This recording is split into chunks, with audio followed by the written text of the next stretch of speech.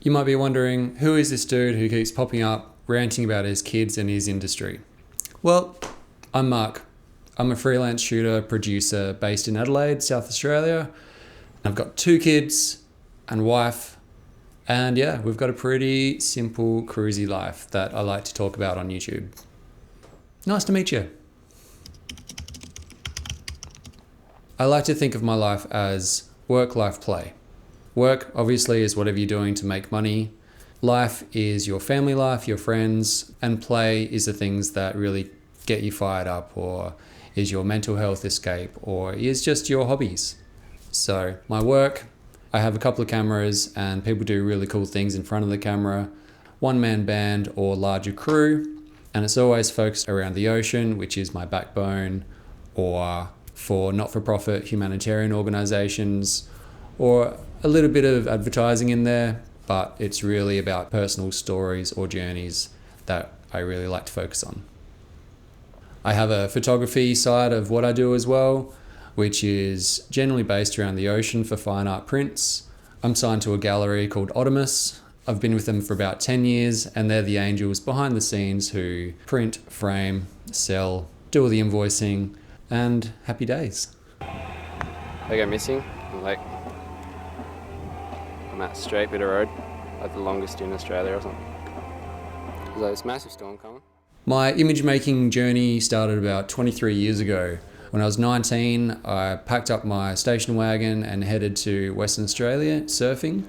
And as a going away present, my mum gave me a Hi8 video camera.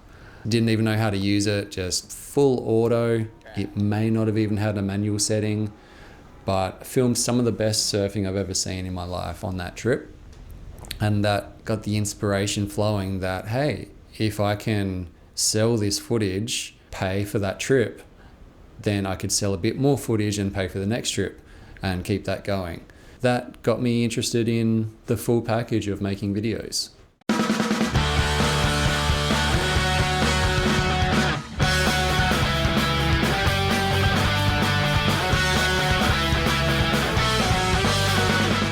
After making a couple of those surfing films, I got so annoyed at having to put the VHS tape into the VCR player. Yes, I have rehearsed that. And sitting down and watching a TV, that I wanted to get a different way of showing and displaying where I'd been and what I'd seen. And that led to still photography. My dad then bought me a photo camera for my 21st birthday. And I was just buzzing in the camera store that I didn't pay attention to how to put the lens onto the body. So I jumped onto the internet, which was, plugging in the old phone line, listening to the dial-up tone, and then Googling how to attach a Canon lens to a Canon camera, and figured it out that way. It was so cool to think I could have a roll of film, 36 exposures, get my landscapes, get my surfing, go get it developed, and then I've got 6x4s of where I'd just been. I was just so happy to not have a screen or be sitting there editing for 3 months just to get a sequence together. I was a very slow editor back then. But photography was my focus for the next probably 10 years. Broken man.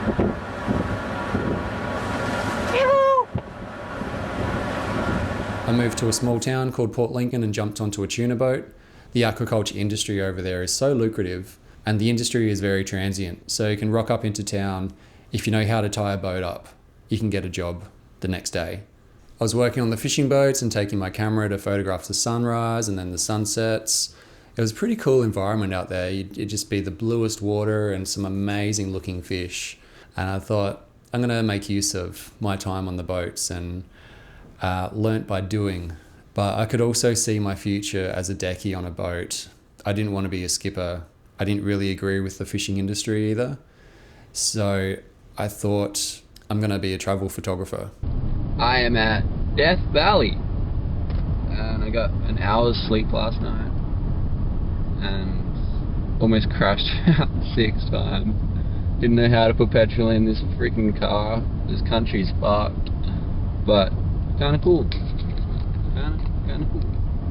I spent 9 months bouncing around North America and Canada, a little bit of Europe, and while I was away, I discovered a website by Pep Bonnet, an amazing humanitarian war photographer. He had a series of a mental asylum in Africa. His photos were just complete raw emotion in that 3x2 frame.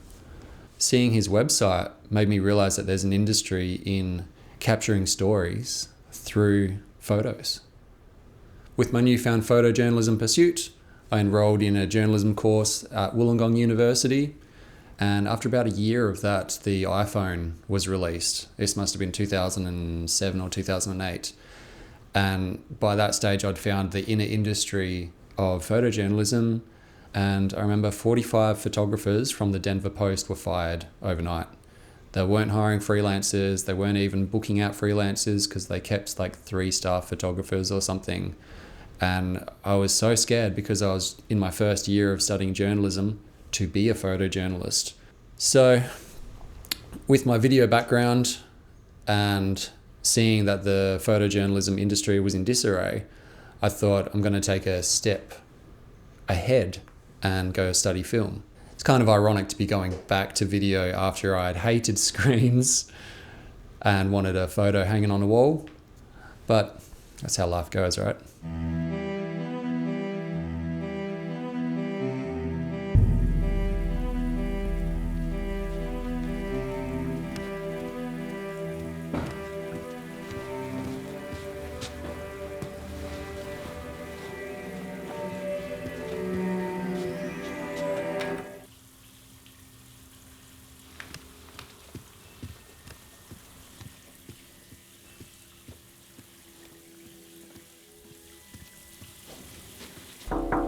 Albert? Are you in the shower again? It's late. I'm leaving. I'll see you there. I think the best thing about film school is just the contacts you make. You're just in that buzz of creating. And it's such a fun place to be that when you graduate, if you're going straight back home to where you may not have that sort of network, you can lose that buzz and lose that connection. So I decided to stay in Sydney and make use of the network that I'd made through Sydney Film School. In my last semester of film school, I found a job at a photo agency, and surprise, surprise, images like Pep Bonnet's were coming through my desk, and I was filtering them out to all of the magazines around the world. We also did a lot of paparazzi celebrity photos, which I wasn't involved in because I have no idea who Miranda Kerr or Heather Graham was. 2 examples they threw at me, and I was just like, Elle Macpherson? I don't know. Seeing how much of the celebrity photos got picked up and run, and bidding wars up to crazy amounts of money per photo versus these amazing human interest stories, it was kind of depressing to see where the industry was going. So that made me even more certain that the trajectory that I was going with the documentary side of it was a good call. Living in a very cheap apartment in Sydney, which has its negatives, and working at a photo agency where most days I was getting kind of shut down from the issues that I thought were topical and people would care about. And my brother was in California working on a shark tourist boat. He's a qualified marine biologist, but chose to work on a tourist boat to be closer to the sharks. And every time I talked to him, he was getting fairly frustrated with the way that the tourism industry was going. So I proposed a film to him. His story as a doco-drama.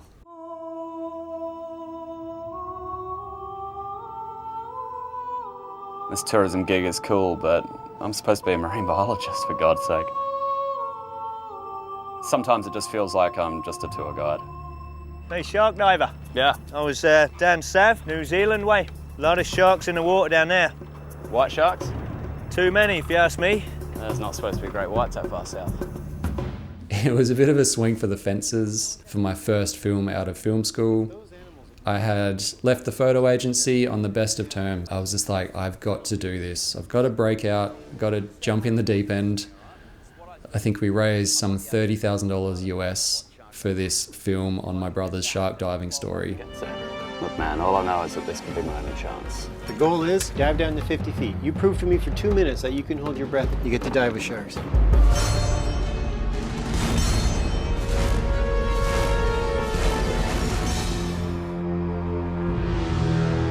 I just want to know that you're going to come back and be safe.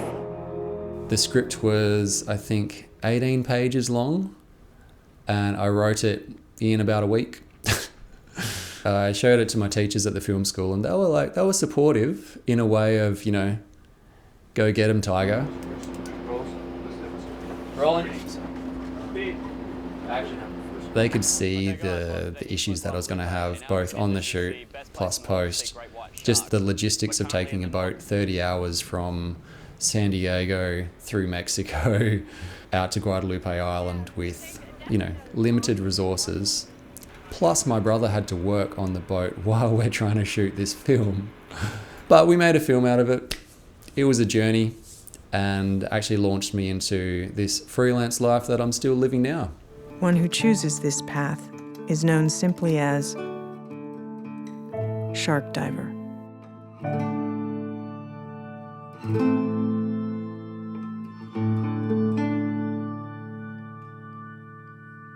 So 2010 started. I was still living very cheaply and trying to edit this shark diver film. I'd actually borrowed money off my mum. I think it was like $5,000 to buy a Canon 7D, which was the latest and the greatest at the time, and an underwater surf housing. The whole theory was to get closer to the sharks than our broadcast cameras in the big gates housings could. As I was trying to edit this film in Sydney, hitting all of the blockages that my teachers knew that I would hit, it was 32 degrees, beautiful clear day, and I just shut my laptop, grabbed the camera and started photographing the shore break on the beach there. Actually got hit by a wave and it ripped the leash off my wrist and I lost the camera. That was like the first time I'd used it. And I was just like, this is the worst thing that could happen. You know, there's $5,000 searching frantically through the white water.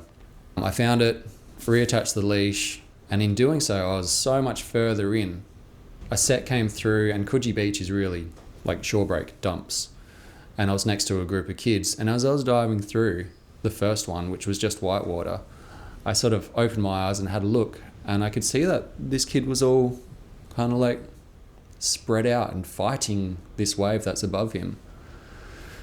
So I had flippers on and I could have gone faster and got out past the next wave, but I hung back and we both dove under this wave, and I just remember letting that shutter go. I think it was 7 or 8 frames a second for about 3 seconds until the buffer fills up. Came up on the other side and there was another wave, so I think everything just scattered and there was bodies and people everywhere. And I was having a look at the photo on the back of the camera, and it reminded me of one of Pep Bonnet's photos.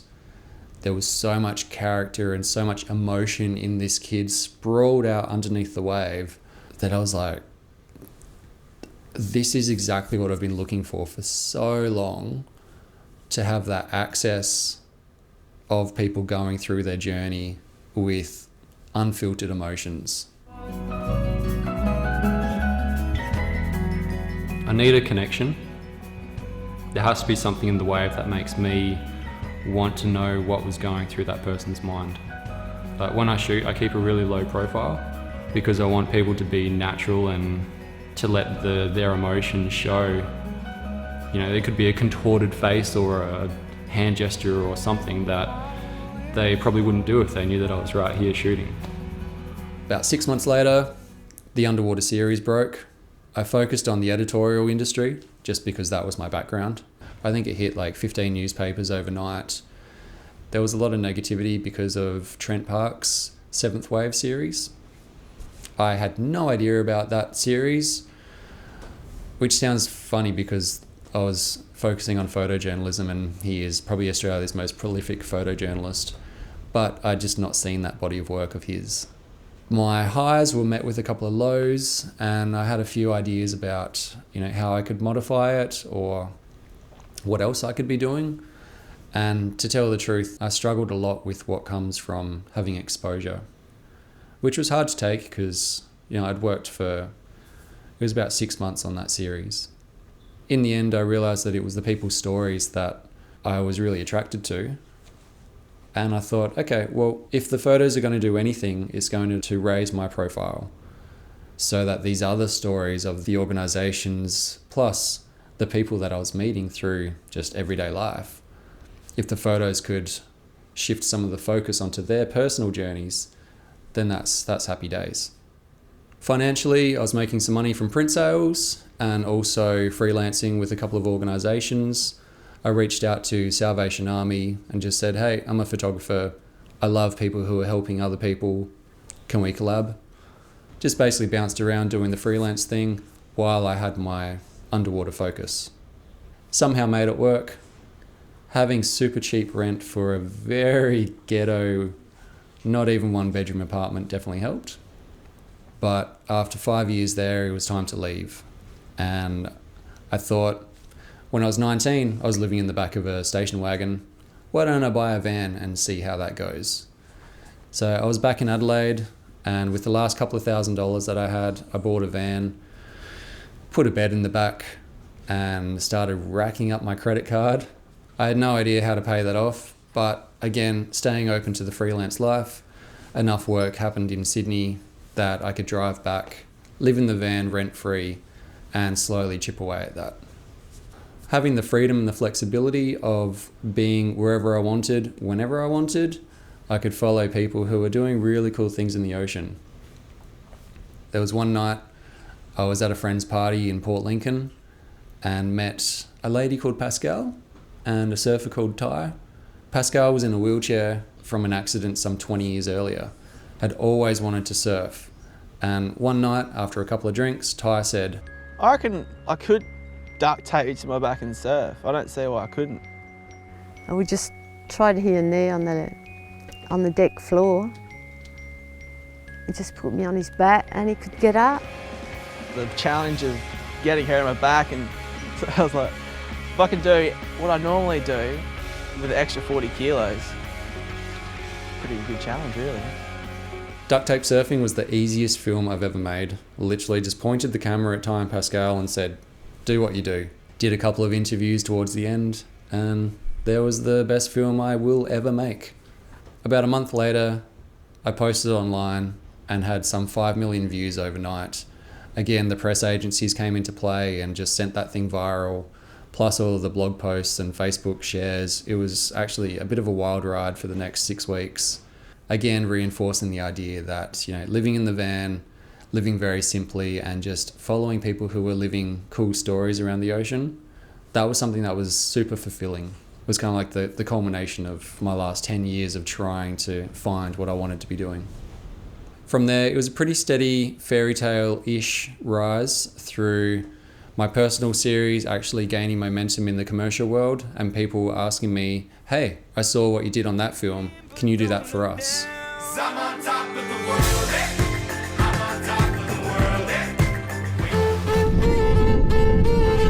Kicked a fair few goals from those duct tape days, ended up photographing David Attenborough on the Great Barrier Reef.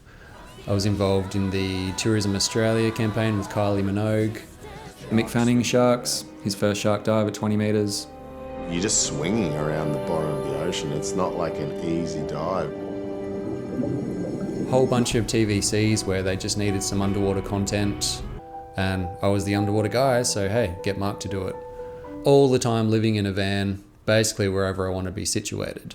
So I'd kind of get sick of the Bondi life, head back to Port Lincoln via Adelaide, need a little bit more activity, a little bit more buzz, head back to Sydney via Adelaide. I was probably spending more time in Adelaide than I ever had just when I was living in the van. Along the way, I met this girl called Millie. She's actually been in the picture for a long time. Her best friend married my cousin, and in typical sliding doors moments, we'd been crossing paths our whole lives, but missing each other by a day or something. Did you get it?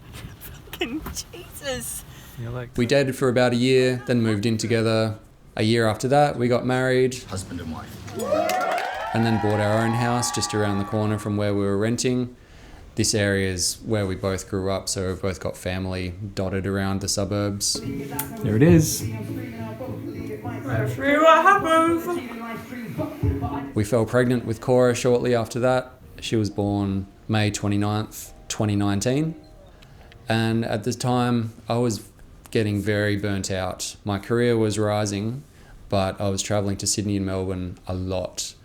So by the time Kora was probably 8 months old friend COVID hit and stopped everything. The Prime Minister has announced drastic and unprecedented lockdown measures to stop the spread of the coronavirus, with non-essential services to close from today. It was probably the scaredest I've ever been in my life, career-wise, but also so grateful that I was being paid by the government to stay home with my 8-month-old daughter. I've always been glass half full sort of person, can find the good in the worst situations. And that was a pretty amazing time to just be around home after traveling so much for definitely the last year. But I hadn't really stopped for some 8 years since moving into the van. Kora is a complete firecracker. Her stoke on life and her attitude is just next level. She is 4 and a bit now. At the moment, Millie's studying. She's a registered nurse and working 2 different jobs, kind of freelance in her own way.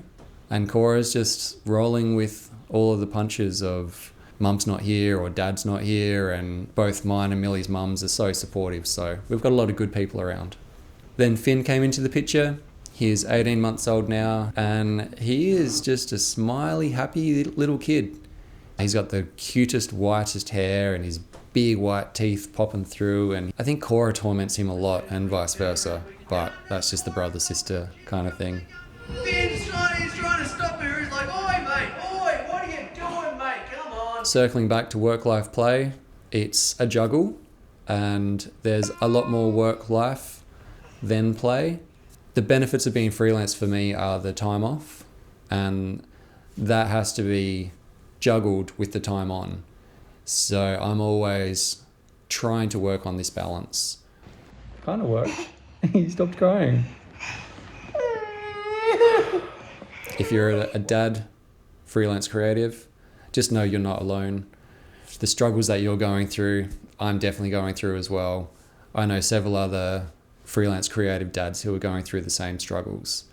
And let's open this line of communication. Let's reach out. Being a dad is the only full-time job I've ever had or ever wanted. It's pretty cool. That's my wife calling. Speaking of the juggle.